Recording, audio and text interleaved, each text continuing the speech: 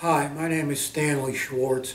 In 1969, I was transferred to Nashville, Tennessee. I worked for a textile mill, and that's how I met Rabbi Posner. My family moved there, and what we were trying to accomplish was there were 3 synagogues in the area at that time, and we didn't know which synagogue to belong to.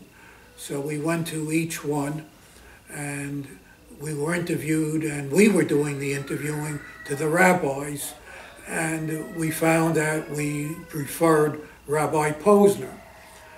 Rabbi Posner was a man of many talents.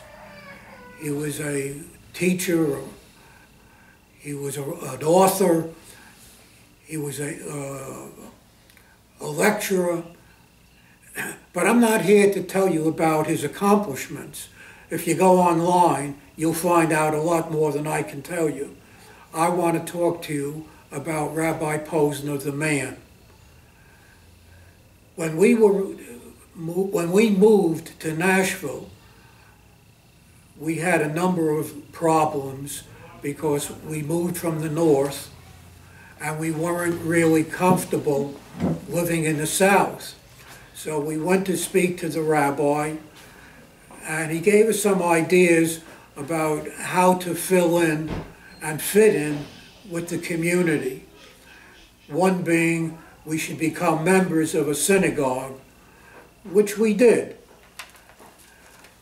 One of the problems was that my job took me out of town on many weekends because I had to work with shopkeepers, storekeepers, and department stores, and I had to make my accommodation as far as appointments that fit them. So I was working weekends.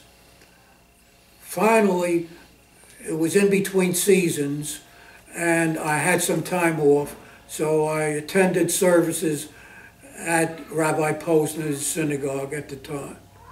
I can't remember his speech, but I do recall one of the lines that he said in his speech, which had a great deal of meaning, and I have to thank Rabbi Posner for that.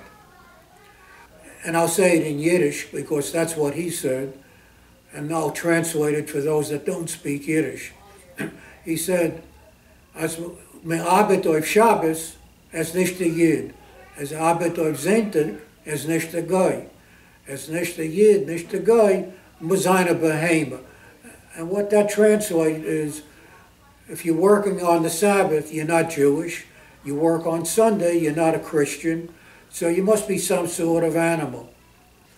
Well, that had a great deal of effect on me. I went home and I really thought this over, and I realized I needed to change my way of life, and I have to become more of a Jew.